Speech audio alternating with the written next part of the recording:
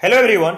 आप सभी का फिर से स्वागत है। ये घटना चक्र हिस्ट्री का डिस्कशन है और हम लोग आधुनिक भारतीय इतिहास को डिस्कस करें, जिसमें आज का टॉपिक है सामाजिक एवं धार्मिक सुधार आंदोलन। सबसे पहले इसके बारे में डिस्कस करेंगे, इसके बाद इस पर आधारित अब तक जितने भी प्रश्न पूछे गए उन सभी प्रश्नों को एनालिसिस करेंगे। तो चलिए डिस्कशन को स्टार्ट करते हैं। लेकिन डिस्कशन को स्टार्ट करने से पहले मैं बता दूं कि इसका पीडीएफ अवेलेबल है। अगर आपको पीडीएफ चाहिए तो Telegram channel, Telegram quiz group या चैनल के कम्युनिटी बॉक्स में जाइए, वहां पर इसके रिगार्डिंग में इंफॉर्मेशन को अपडेट कर दिया गया है। 19वीं शताब्दी के सामाजिक और धार्मिक सुधार आंदोलनों का भारत के आधुनिक इतिहास में विशेष स्थान है।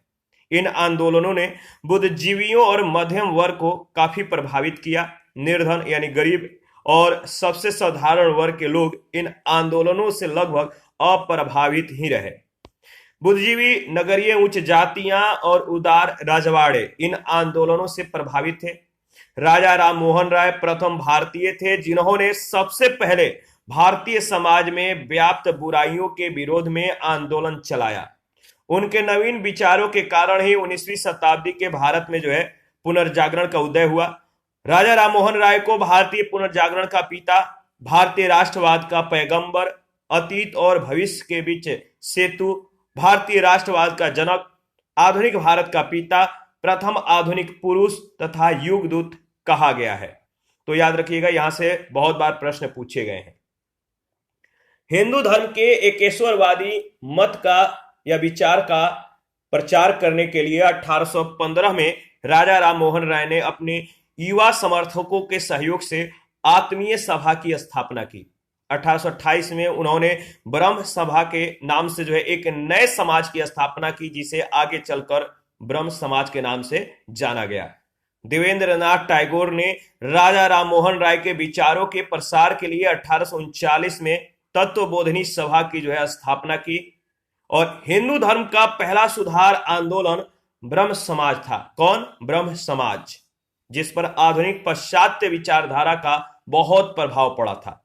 मुगल बादशाह अकबर द्वितीय ने राजा राम मोहन राय को राजा की उपाधि प्रदान की थी। तो राम मोहन राय जो थे, इनको राजा की उपाधि अकबर द्वितीय के द्वारा दिया गया था, याद रखिएगा। और अपने दूत के रूप में 1830 ईस्वी में तत्कालीन ब्रिटिश सम्राट विलियम चतुर्थ के दरबार में इन्हें भेजा गया था।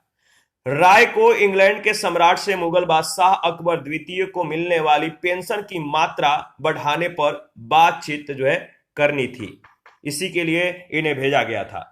इंग्लैंड के ब्रिस्टल में ही 27 सितंबर 1833 को राजा राम मोहन राय की मृत्यु हो गई, जहां उनकी समाधि स्थापित है। शिक्षा के क्षेत्र में अगर बात करें तो याद रखिएगा, शिक्षा के क्षेत्र में राजा राम मोहन राय अंग्रेजी शिक्षा के मतलब इंग्लिश एजुकेशन के पक्षधर थे। उनके अनुसार एक उदारवादी पाश्चात्य शिक्षा ही अज्ञान के अंधकार से हमें निकाल सकती है और भारतीयों को देश के प्रशासन में भाग दिला सकती है, हिस्सा दिला सकती है। उन्होंने मूर्ति पूजा, बाल विवाह, सती प्रथा जैसे सामाजिक बुराइयों या कुरीतियों का विरोध किया। रामकृष्ण परमहंस ने इस बात पर जोर दिया था कि ईश्वर तक पहुंचने के कई मार्ग हो सकते हैं। उन्होंने उपासना के सभी रूपों में एक ही परमात्मा की आराधना करते हुए सभी धर्मों की पूजा विधियों में ही एक ईश्वर की खोज की, जिसे पाने के लिए सभी धर्मावलंबी अपने अपने मार्ग से उस गंतव्य या उस स्थान तक ध्यान करते हैं। रामकृष्ण परमहंस के शिक्षाओं की व्याख्या को साकार करने का श्रेय है उस स्वामी विवेकानंद को है, और उन्होंने इस शिक्षा का साधारण भाषा में वर्णन किया।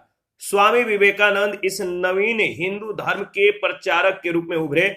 1893 ईस्वी में वे शिकागो गए, जहां उन्होंने वर्ल्ड पार्लियामेंट ऑफ रिलीजन में अपना सुप्रसिद्ध भाषण दिया। विश्व धर्म संसद में अपना सुप्रसिद्ध भाषण दिया।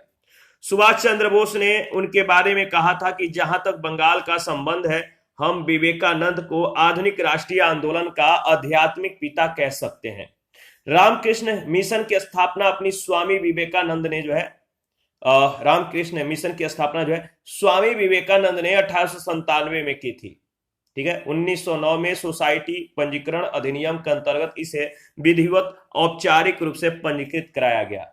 रामकृष्ण मिशन का मुख्यालय हावड़ा के बेलूर में खोला गया। मिशन का नामकरण रामकृष्ण परमहंस के नाम पर हुआ था। यह 19वीं सदी का अंतिम महान धार्मिक और सामाजिक आंदोलन था।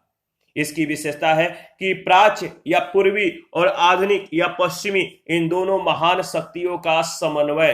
रामकृष्ण मिशन का उद्देश्य धार्मिक और सामाजिक सुधार है, लेकिन यह भारत की प्राचीन संस्कृति से अपनी प्रेरणा ग्रहण करता है। यह शुद्ध वेदांत के सिद्धांत को अपना आदर्श मानता है।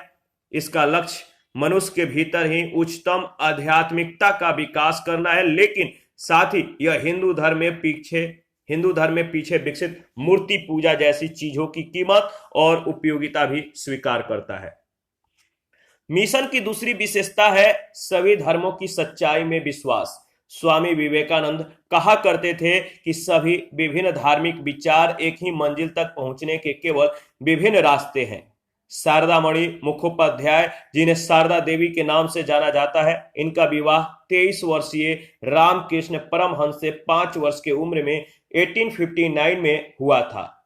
मूल शंकर यानी स्वामी दयानंद का जन्म जो है 1824 में, याद रखिएगा, गुजरात की मोरवी रियासत के एक ब्राह्मण कुल में हुआ था।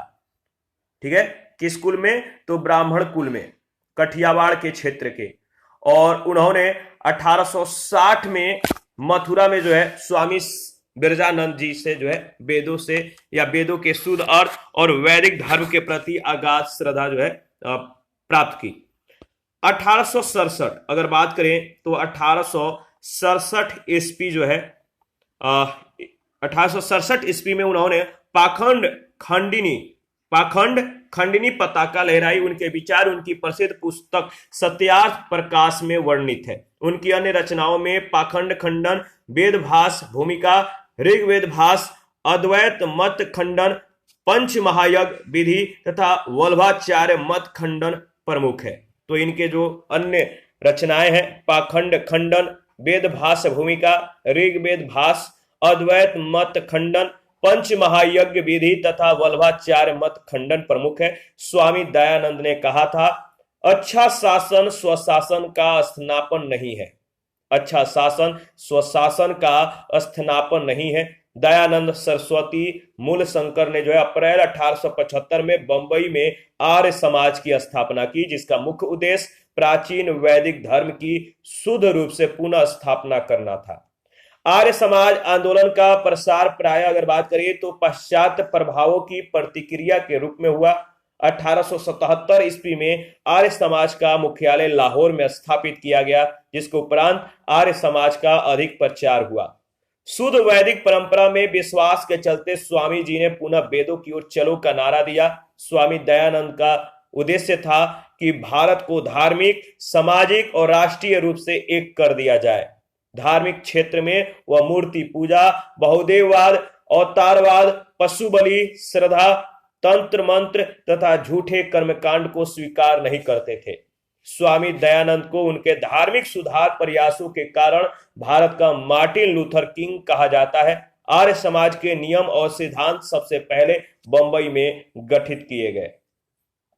1892-93 में आर्य समाज 2 गुटों में बंट गया। एक गुट पाश्चात्य शिक्षा का समर्थक था, जबकि दूसरा गुट पाश्चात्य शिक्षा का विरोधी। पाश्चात्य शिक्षा के विरोधियों में स्वामी श्रद्धानंद, लेखराज और मुंशी राम प्रमुख थे। इन लोगों ने 1902 में गुरुकुल की स्थापना की। और अगर बात करें तो पाश्चात्य शिक्षा के समर्थकों में लाला लाजपत राय, हंसराज प्रमुख थे। कौन कौन? लाला लाजपत राय और हंसराज। इन लोगों ने दयानंद एंग्लो वैदिक कॉलेज की स्थापना की। सर्वप्रथम स्वामी दयानंद सरस्वती ने स्वराज शब्द का प्रयोग किया और हिंदी को राष्ट्रभाषा के रूप में स्वीकार किया।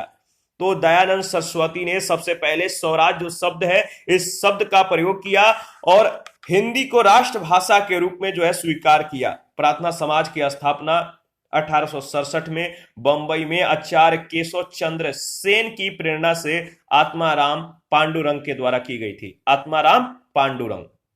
महादेव गोविंद रानाडे इस संस्था से 1869 में जुड़े। इस संस्था का प्रमुख उद्देश्य जाति प्रथा का विरोध, स्त्री पुरुष की विवाह की जो आयु है इसमें वृद्धि और विधवा विवाह एवं स्त्री शिक्षा को प्रोत्साहन देना था।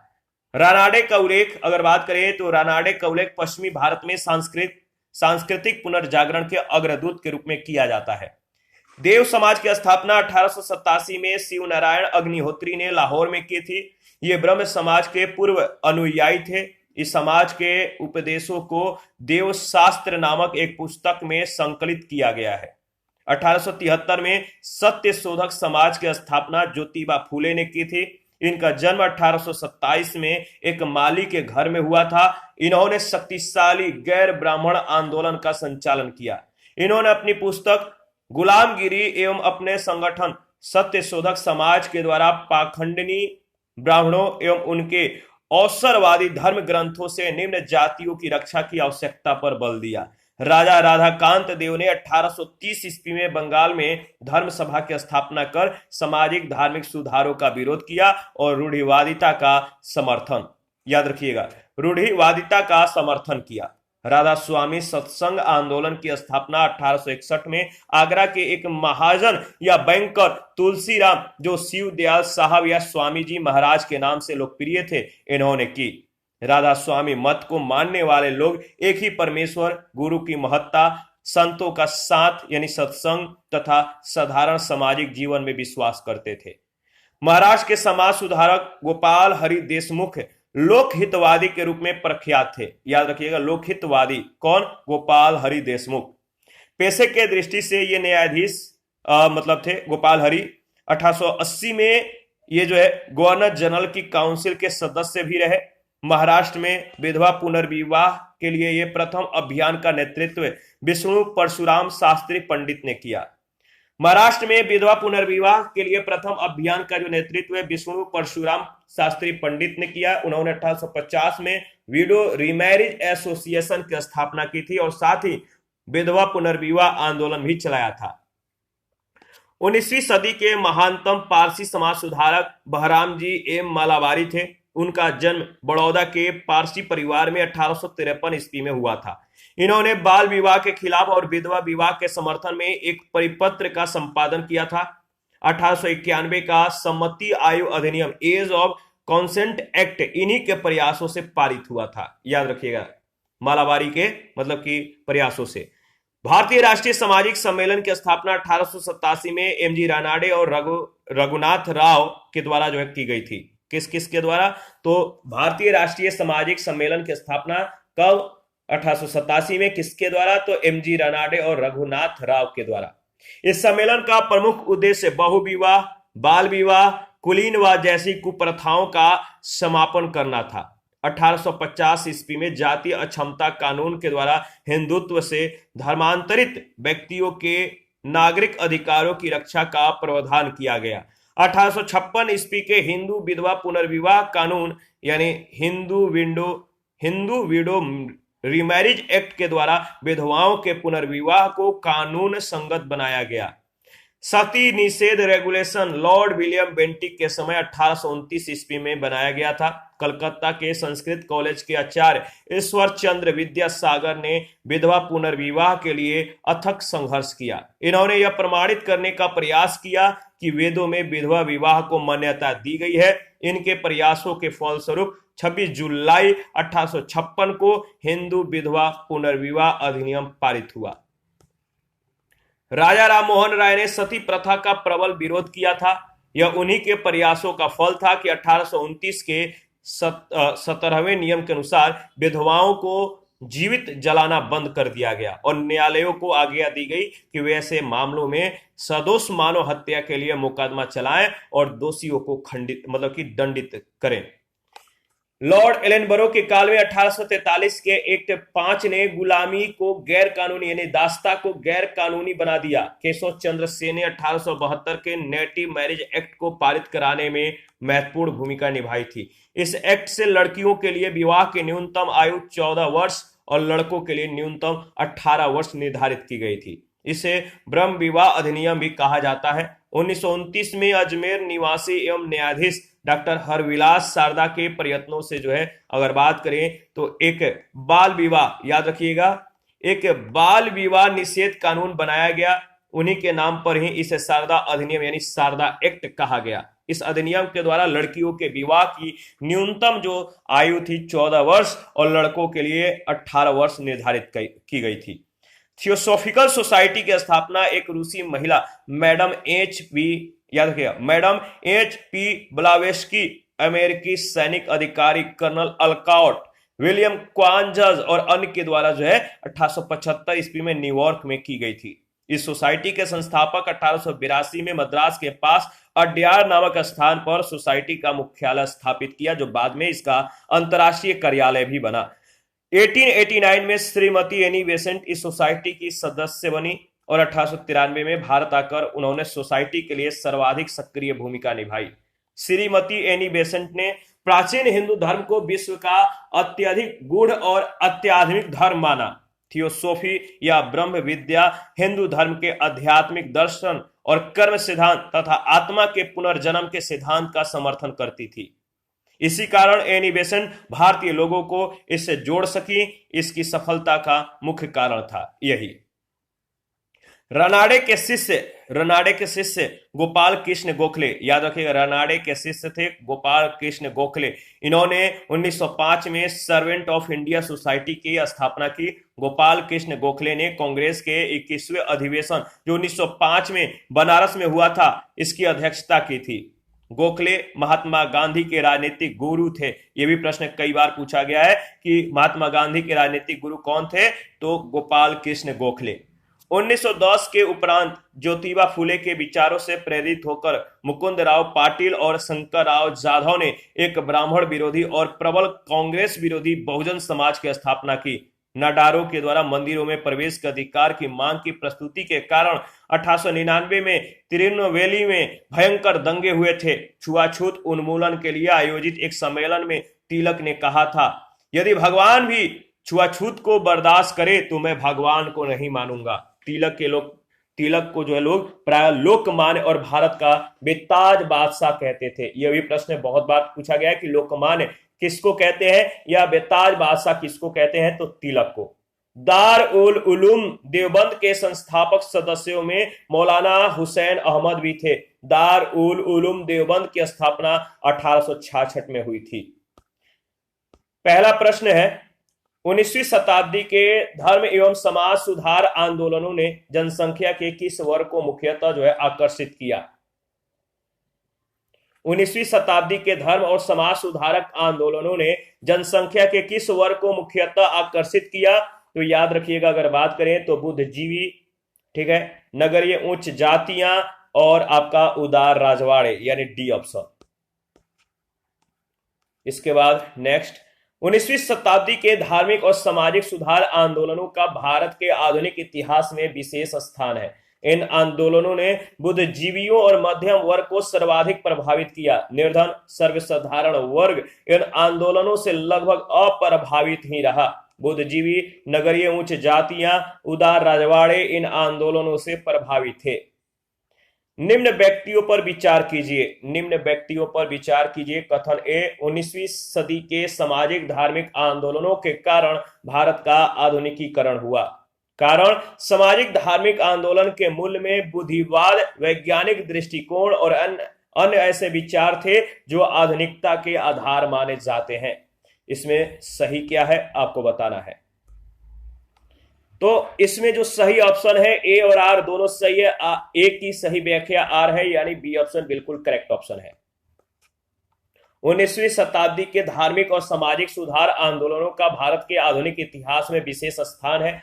इस आंदोलन ने बुद्धिजीवियों और मध्यम वर्ग को सर्वाधिक प्रभावित किया।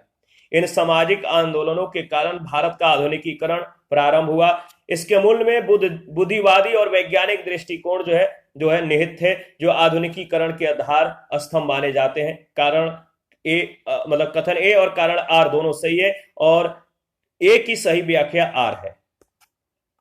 थर्ड नंबर है, निम्न में से किस वर्ग को सर्वप्रथम पश्चिमी सभ्यता ने प्रभावित किया?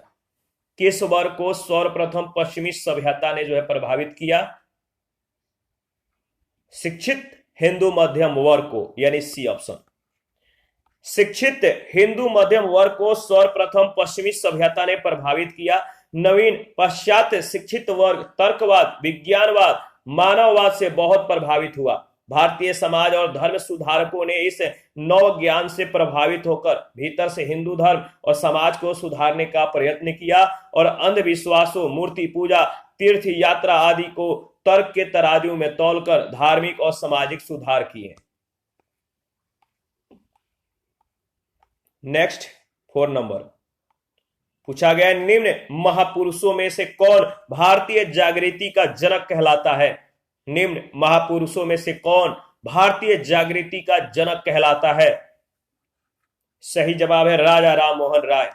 राजा राममोहन राय को भारतीय पुनर्जागरण का पिता, भारतीय राष्ट्रवाद का पैगंबर, अतीत और भविष्य के बीच सेतु यानी पुल का काम, भारतीय राष्ट्रवाद का जनक, आधुनिक भारत का पिता, प्रथम आधुनिक पुरुष और युगदूत कहा गया। 5 नंबर है, भारतीय राष्ट्रवाद का जनक किसे माना जाता है? भारतीय राष्ट्रवाद का जनक किसे माना जाता है? तो उपयुक्त में से कोई नहीं, यानी डी ऑप्शन। किसे माना जाता है आपको मालूम है? सेम प्रश्न सेम जवाब। 6 नंबर में भी वही है, भारतीय पुनर्जागरण का पिता किनको कहा जाता है?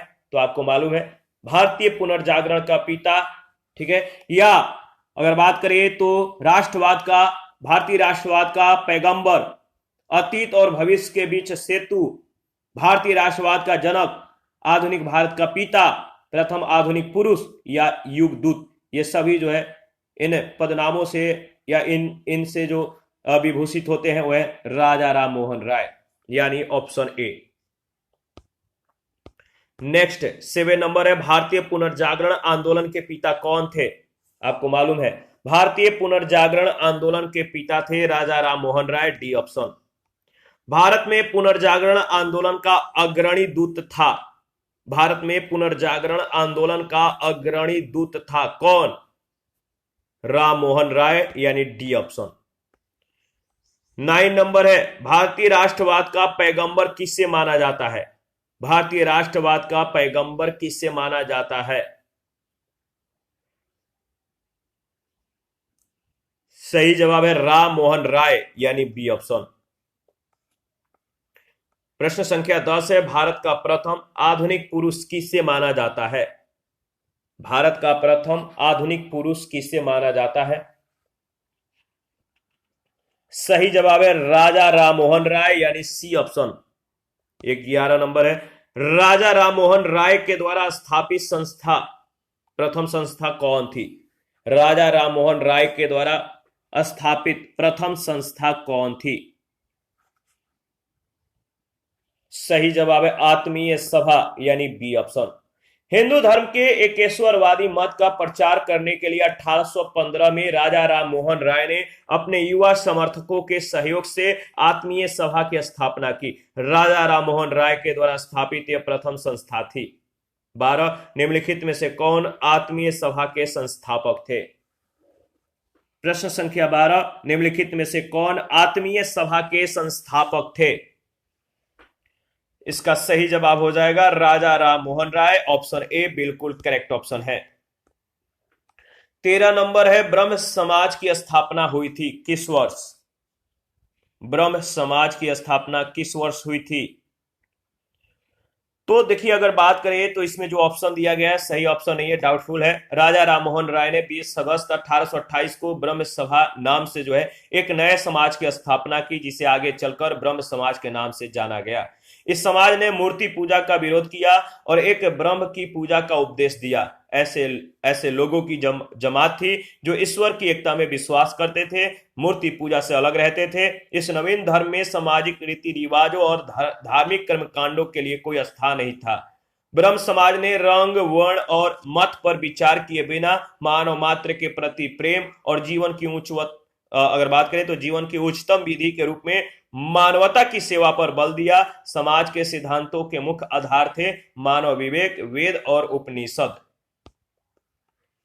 आगे बढ़ते हैं। नेक्स्ट प्रश्न संख्या 14, ब्रह्म समाज की स्थापना की। ब्रह्म समाज की स्थापना की तो सही जवाब है राम मोहन राय, डी ऑप्शन।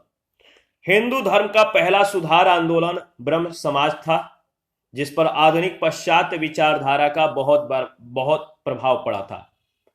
इसकी स्थापना मूलतः ब्रह्म सभा के रूप में 1828 में राजा राममोहन राय ने की थी। 1830 ईस्वी में लिखे गए मतलब कि प्रन्यासकरण पत्र में उन्होंने बताया कि समाज का उद्देश्य शाश्वत सर्वाधार अपरिवर्त्य ईश्वर की पूजा है, जो सारे विश्व का कर्ता और रक्षक है। एक नया भवन भी न्यास मंडल को दिया गया, जिसमें मूर्ति पूजा और बलि देने की अनुमति नहीं थी। राजा राममोहन राय के उपदेशों का तात्पर्य सभी धर्मों में आपसी एकता का सामंजस्य स्थापित करना था और इसे ईश्वरवादी आंदोलन के रूप में आगे बढ़ाने का श्रेय महर्षि देवेंद्रनाथ टैगोर को था। इस आंदोलन में 1843 ईस्वी में सम्मिलित हुए और उन्होंने ब्रह्म धर्मावलंबियों की मूर्ति पूजा, तीर्थ यात्रा, कर्मकांड और प्रायश्चित इत्यादि से रोका। महर्षि देवेंद्रनाथ टैगोर ने अगर बात करें तो केशव चंद्र सेन को ब्रह्म समाज का आचार्य नियुक्त किया। केशव चंद्र सेन की वाक्पटुता और उदारवादी विचारों ने इस आंदोलन को लोकप्रिय बना दिया और शीघ्र ही इसकी शाखाएं बंगाल से बाहर उत्तर प्रदेश और मद्रास में खोल दी। 15 नंबर, राजा राममोहन राय के द्वारा ब्रह्म समाज की स्थापना कब की गई? राजा राममोहन राय के द्वारा ब्रह्म समाज की स्थापना कब हुई? सही जवाब है 1828, सी ऑप्शन। 16 नंबर है, ब्रह्म समाज के संस्थापक थे। ब्रह्म समाज के संस्थापक कौन थे? बहुत बार प्रश्न पूछा गया है। सही जवाब क्या होगा? कमेंट में बताइए। ब्रह्म समाज के संस्थापक थे राजा राममोहन राय, सी ऑप्शन बिल्कुल करेक्ट ऑप्शन है। आगे बढ़ते हैं। 17, राममोहन राय को राजा की उपाधि किसके द्वारा दी गई थी? राममोहन राय को राजा की उपाधि किसने दी थी?